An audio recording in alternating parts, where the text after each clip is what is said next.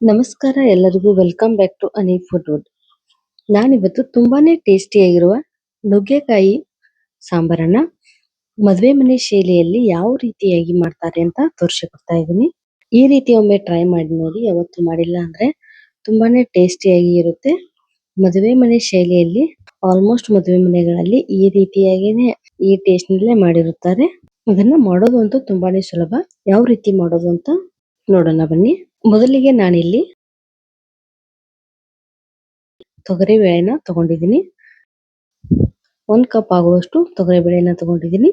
ನಾನಿಲ್ಲಿ 2 ನುಗ್ಗೆಕಾಯಿಗಳನ್ನ ತಗೊಂಡು ಈ ರೀತಿ ಕಟ್ ಮಾಡಿ ಸೇರಿಸ್ಕೊಳ್ಬೇಕು. ಇದನ್ನ ನಂತರ ಒಂದು ಕುಕ್ಕರ್ ಒಳಗೆ ತೊಗರಿ ಬೇಳೆನ ಸೇರಿಸ್ಕೊಳ್ಬೇಕು. ಲಿಡ್ಡನ್ನ ಕ್ಲೋಸ್ ಮಾಡಿ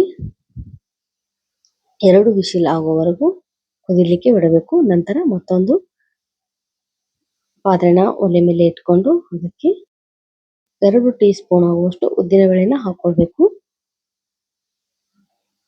ನಂತರ ಕಾಳು ಮೆಣಸನ್ನು ಕೂಡ ಸೇರಿಸ್ಕೊಳ್ಬೇಕು. ನಂತರ ಮೆಂತ್ಯ ಕಾಳುಗಳನ್ನ ಸೇರಿಸ್ಕೊಳ್ಬೇಕು.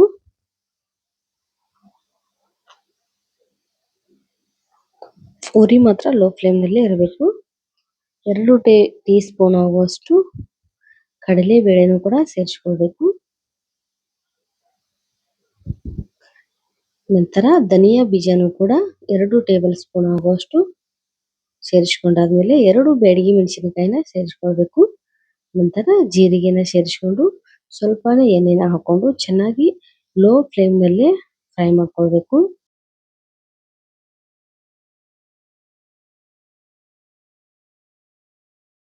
ಲೋ ಫ್ಲೇಮ್ ನಲ್ಲೇ ಫ್ರೈ ಮಾಡೋದ್ರಿಂದ ಸೀದ್ ಹೋಗಲ್ಲ ಮತ್ತು ಘಮ ಕೂಡ ತುಂಬಾನೇ ಚೆನ್ನಾಗಿ ಬರುತ್ತೆ. ನಂತರ ಸಣ್ಣ ಕಪ್ನಿಂದ ಈ ಕಪ್ನಿಂದ ಒಣ ಕೊಬ್ಬರಿ ತುರಿನ ಸೇರಿಸ್ಕೊಳ್ಬೇಕು. ಒಣ ಕೊಬ್ಬರಿ ತುರಿ ಸೇರಿಸ್ಕೊಳ್ಳೋದ್ರಿಂದ ಟೇಸ್ಟ್ ಅಂತೂ ಅಲ್ಟಿಮೇಟ್ ಆಗಿ ಸ್ವಲ್ಪ ಡಿಫ್ರೆಂಟ್ ಆಗಿರುತ್ತೆ ಅನ್ನೋ ಕಾರಣಕ್ಕಾಗಿ ಸೇರಿಸ್ಕೊಳ್ಬೇಕು. ಅದನ್ನು ಕೂಡ ಚೆನ್ನಾಗಿ ಫ್ರೈ ಮಾಡ್ಕೊಂಡಾದ್ಮೇಲೆ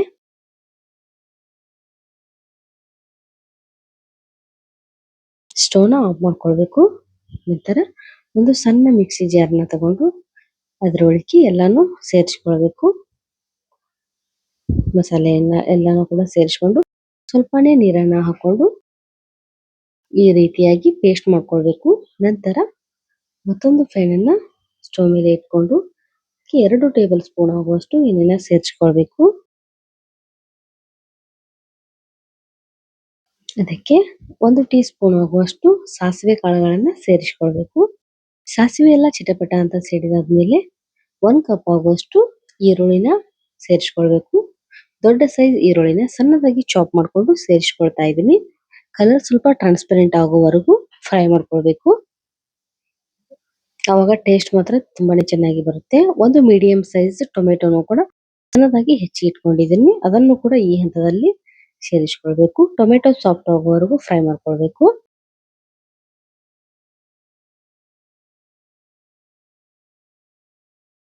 ಈ ಹಂತದಲ್ಲಿ ನಾನಿಲ್ಲಿ ಕಟ್ ಮಾಡಿ ಇಟ್ಕೊಂಡಿರುವಂತಹ ನುಗ್ಗೆಕಾಯಿಗಳನ್ನು ಕೂಡ ಸೇರಿಸ್ಕೊಳ್ತಾ ಇದ್ದೀನಿ.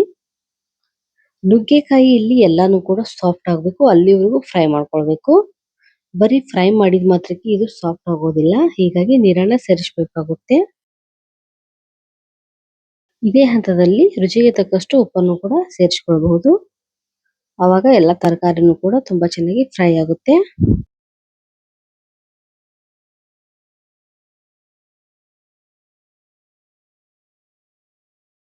ಖಾರಕ್ಕೆ ಅನುಗುಣವಾಗಿ ಅಚ್ಚ ಖಾರದ ಪುಡಿನೂ ಕೂಡ ಸೇರಿಸ್ಕೊಳ್ತಾ ಇದ್ದೀನಿ.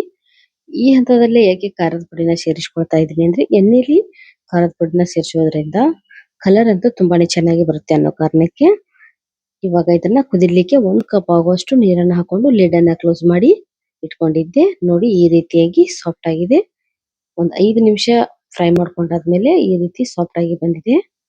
ಇದಕ್ಕೆ ಮೊದಲೇ ರುಬ್ಬಿ ಇಟ್ಕೊಂಡಿರುವಂತಹ ಮಸಾಲೆನೂ ಕೂಡ ಸೇರಿಸ್ಕೊಳ್ಬೇಕು.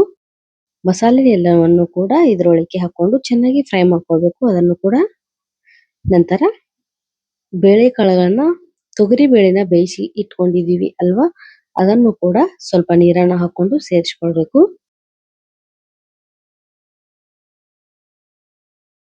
ಕನ್ಸಿಸ್ಟೆನ್ಸಿಗೆ ತಕ್ಕಂತೆ ನಿಮಗೆ ಯಾವ ಹದಕ್ಕೆ ಬೇಕೋ ಸಾಂಬಾರ್ ಆ ರೀತಿಯಾಗಿ ನೀರನ್ನ ಸೇರಿಸ್ಕೊಳ್ಬಹುದು.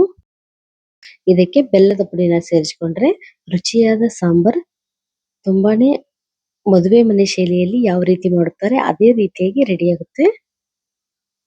ಟೇಸ್ಟ್ ಅಂತೂ ಡಿಫ್ರೆಂಟ್ ಆಗಿರುತ್ತೆ. ಯಾವತ್ತೂ ಕೂಡ ನೀವು ಟ್ರೈ ಮಾಡಿಲ್ಲ ಅಂದ್ರೆ ಮನೆಯಲ್ಲಿ ಟ್ರೈ ಮಾಡಬಹುದು. ಟೇಸ್ಟ್ ಅಂತೂ ಹುಳಿಯಾಗಿ ಖಾರವಾಗಿ ಎಲ್ಲಾನು ಮಿಕ್ಸ್ಡ್ ಆಗಿ ತುಂಬಾನೇ ಟೇಸ್ಟಿಯಾಗಿ ಇರುತ್ತೆ. ಈ ವಿಡಿಯೋ ಇಷ್ಟ ಆದ್ರೆ ನಮ್ಮ ಚಾನೆಲ್ ನ ಸಬ್ಸ್ಕ್ರೈಬ್ ಮಾಡಿ. Keep watching all videos. Thank you.